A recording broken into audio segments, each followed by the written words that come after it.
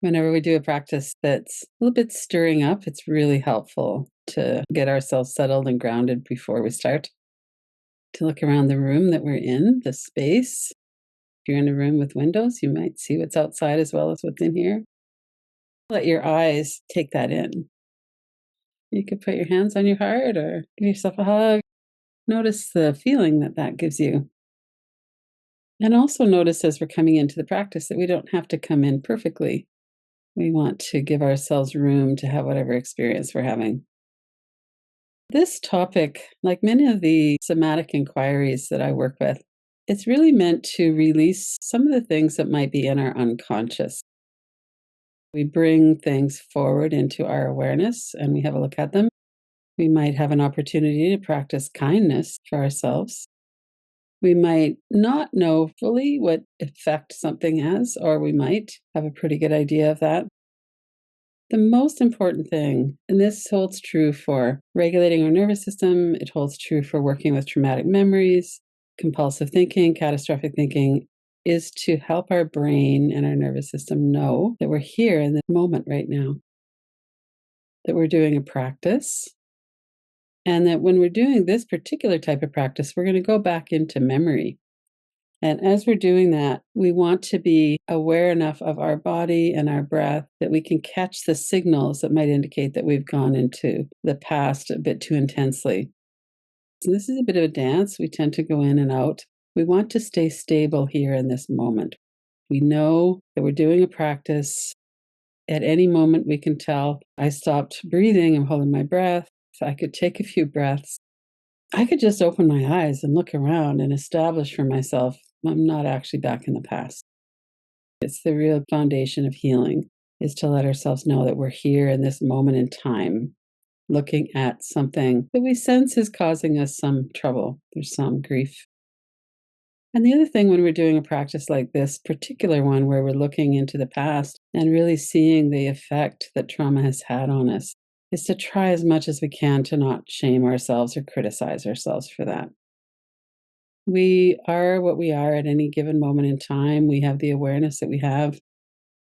We don't have the awareness then that we have now.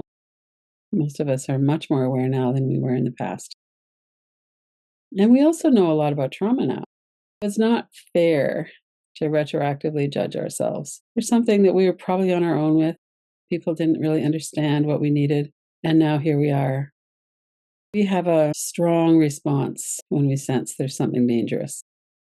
We pick up on danger and anxiety from other people as well. And you notice I was really in a fight response a lot of the time, and I blew up that relationship. I became unsafe for that person, and I really regret that. Or I was in a freeze. I was kind of numb. I didn't see what was happening, or I couldn't afford to let myself see what was happening. One of the main things that is common with trauma is that we disconnect from ourselves and our body. So we don't have an awareness often of the tension in the body, the sensations and the energy. And even when we have awareness of what's going on, it doesn't necessarily mean that we can change the relationship.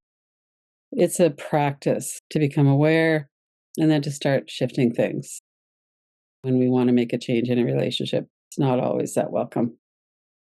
This is complex.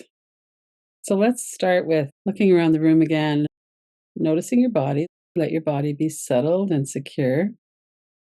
If at any time you're feeling kind of edgy or antsy, or you want to get up and do some shaking, if you want to stop, pull yourself out of it and go, that's a bit too much. Half an hour guided practice, it's not really the time to go into a 10 out of 10. And if something like that's coming up, see if you can keep yourself pretty regulated. Stay aware of your breath, that you're here. Let's do a little bit of cyclic sighing. So it's a deep double inhale through the nose, a long exhale like you're breathing out through a straw.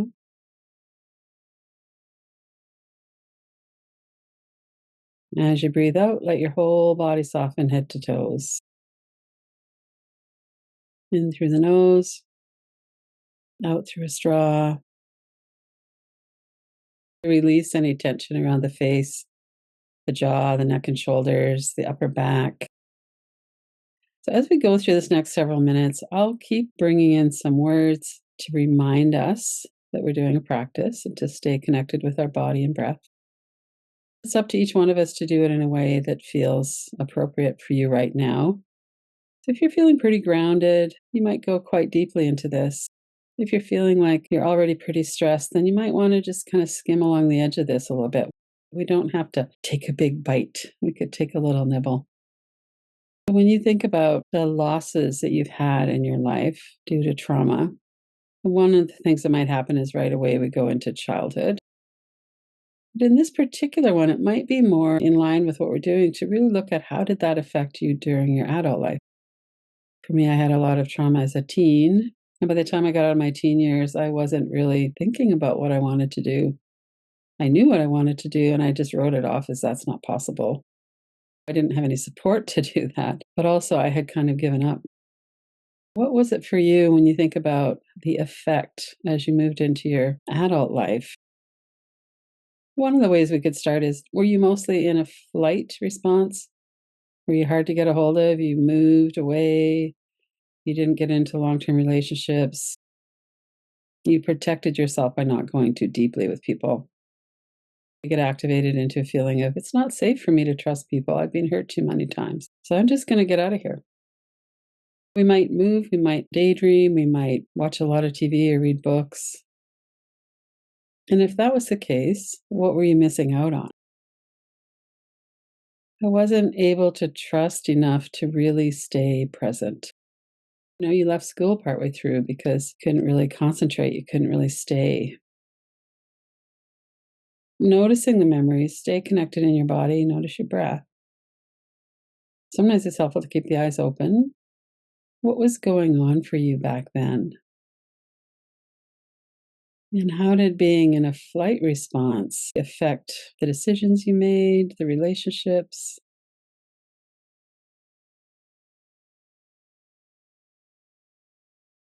And if there's something in particular, an image in particular that's kind of strong, there's lots of ways to work with images. One is just a tap on the forehead or make some circles and notice I can take my attention away from that thought into this. You could also put it in a frame on the other side of the room. Very helpful to have our eyes open when we're getting really pulled back into something. Looking at that, I have a lot of feelings about that. I can feel my breath start to hitch. I can feel emotion, sensation.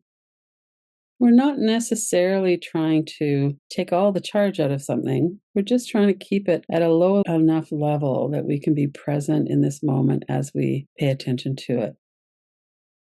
And maybe for you, it was a little bit more of a numbing or a freeze response, which is another way of escaping. Flight and freeze have a certain amount of similarity in terms of the disconnection, dissociation. Flight is a sympathetic arousal, so it has a bit more activation in it. Freeze is more of a numbing or a gray state. I have one memory where I got some really good news, and the person who told me was like, "Did you hear what I said? I thought you'd be happy." And I woke up out of my freeze. I didn't take it in.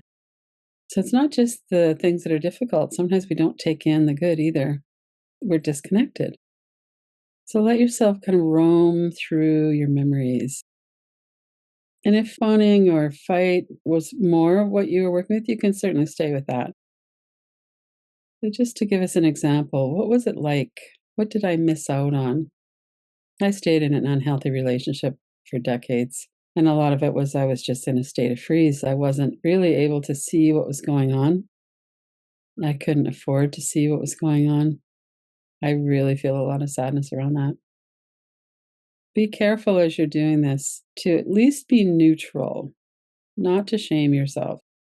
We can feel regret, and that's healthy, but not to go into shaming. We were doing what we could at the time, and we're working with the effect of trauma. So there's a reason why this was going on. As you inhale and exhale, notice what's happening in your body as you're looking at these. Stay aware of your breath. You can always come back into holding your own hand, looking around the room, taking long out breaths, cyclic sighing, or just breathing out longer. If we look at the fight response now, that's a sympathetic arousal. There's a lot of energy there. And these are survival responses. These are things that happen when we're fighting for our life. Fight response, often people will just blow up. They'll say things that are really cruel, or that once they settle down, they would never say that. Someone with a fight response tends to have more volatility in their relationships. And people can be scared of them, or we can be scared of our own anger, which is one of the reasons we tamp it down.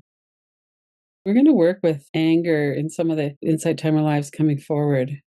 Anger is very different than a fight response.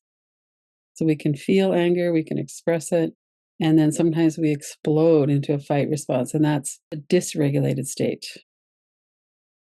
You're looking back through some of the memories that are coming up and some of your experience. What's your experience with either being in a fight response or being in relationship with people who are in a fight response?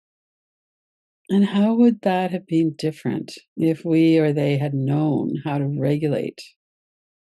Maybe there still would have been angry words, but it would not have been fight response. Notice what that feels like in your body. Often heat, there's anger, there's heat, there's an urgency to express something, to back them off. Fight can be very physical. So without letting yourself go too far into the fight response, maintain awareness that you're here looking at it. What does it feel like in your heart? What are you missing out on? What have you missed out on? Because you and or the people around you were in a fight, flight, or freeze survival response.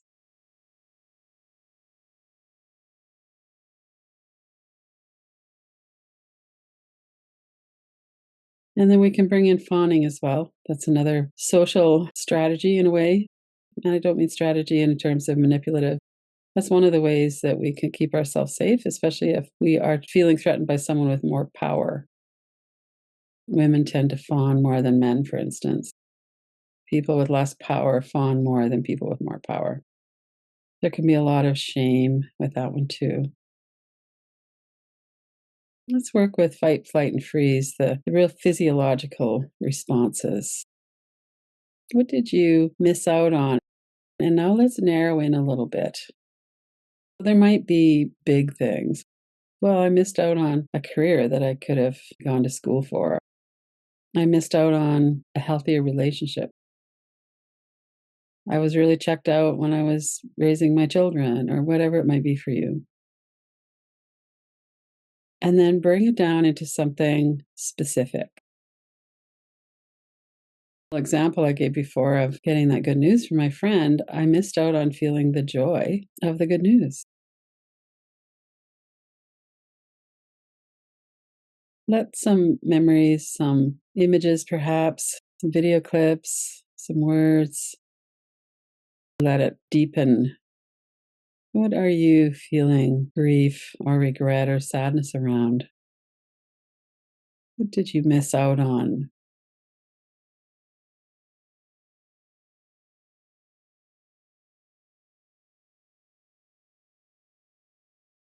And sometimes we can have such a big paintbrush here that it's hard to even work on.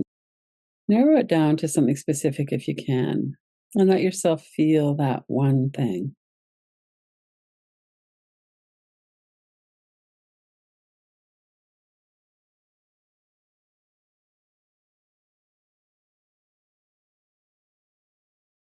Notice that you're in a secure location. You could allow your body to be settled. If you want to get up and move around or shake or something, of course, that's fine too. What are the sensations and the energy? We often feel grief in our heart area, the chest. But what are the sensations in your body right now? And could you attend to those?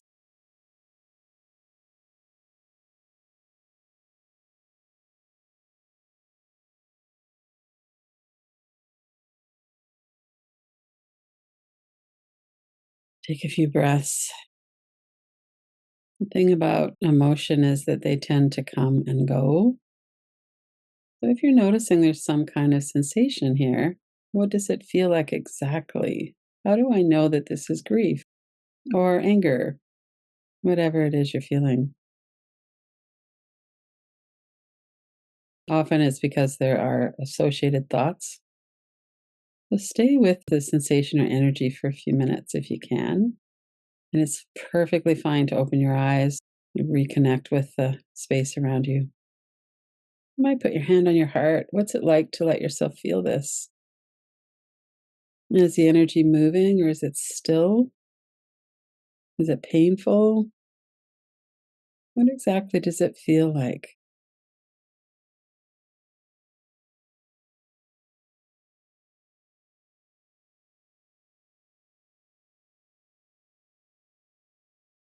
What does it feel like to allow yourself to have whatever your experience is? See if you could move away from shaming. If there's any kind of criticism or shaming going on, we were doing our best at the time. We were traumatized earlier in our life, and as adults, we didn't have it all figured out. We probably still don't, not completely. I can still get activated into a freeze at times. It's not as deep, it's not as long lasting, but it's still there. But could we be kind?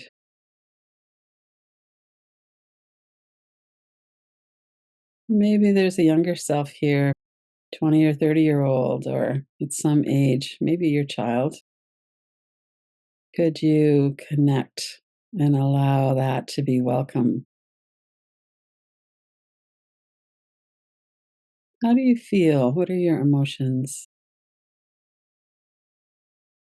Bring it down from your thoughts into your body, to your heart.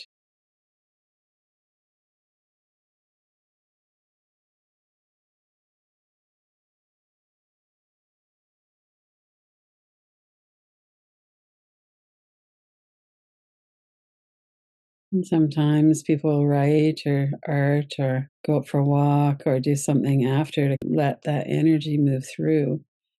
But if you're okay for another few minutes, stay with this. How do you feel? Sensations, energy, and also emotion.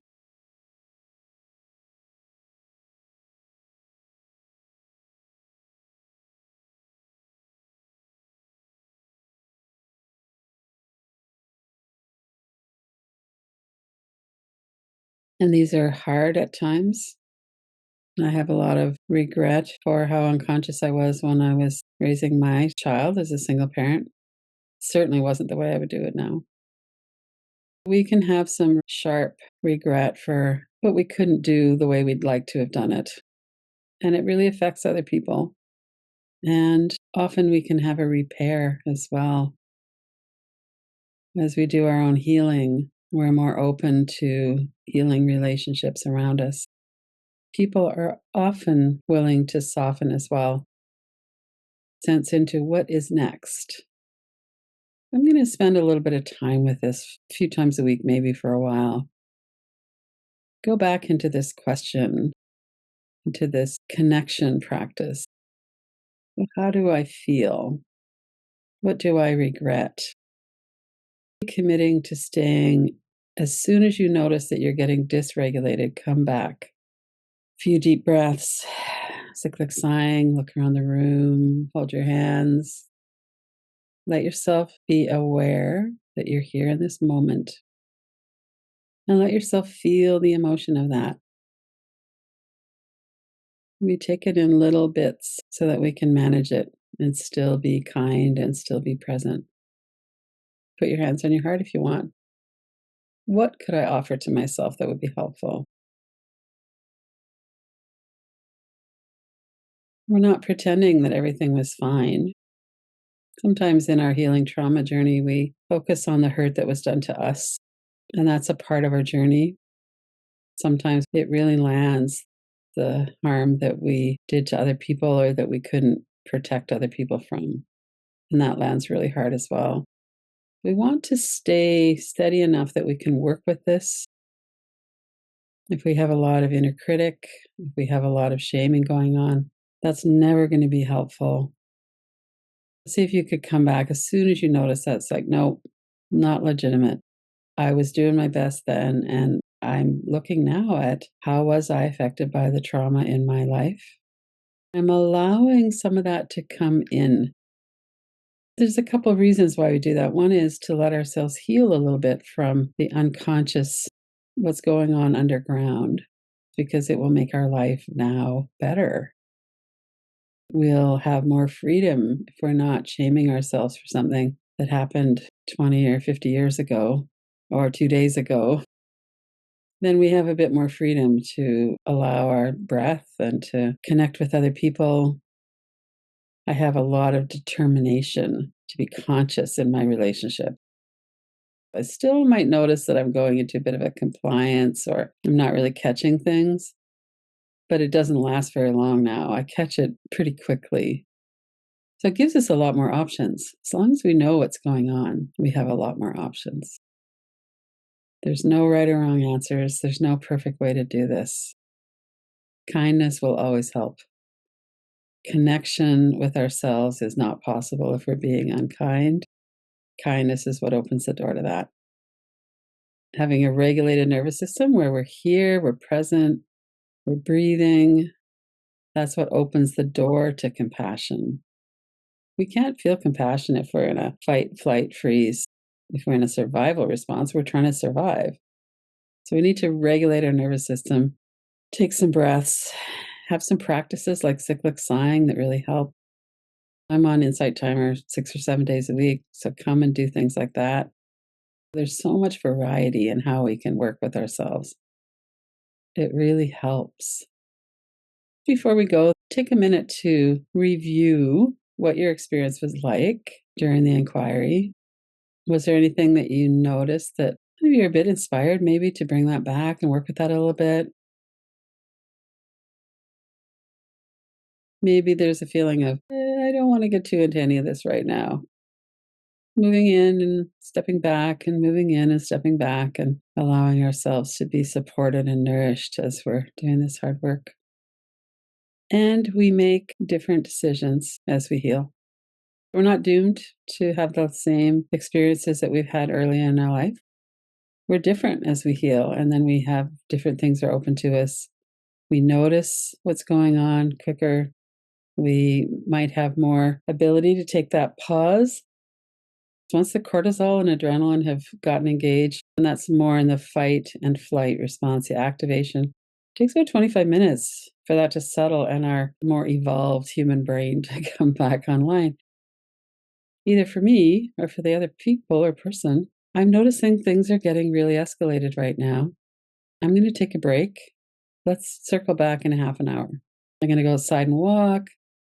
And if the other person's like, no, I want to keep fighting with you, basically, then we might have to have some practice around, actually, no, I'm feeling like this is too much for me right now. I need to get my system back into regulation and then we'll talk.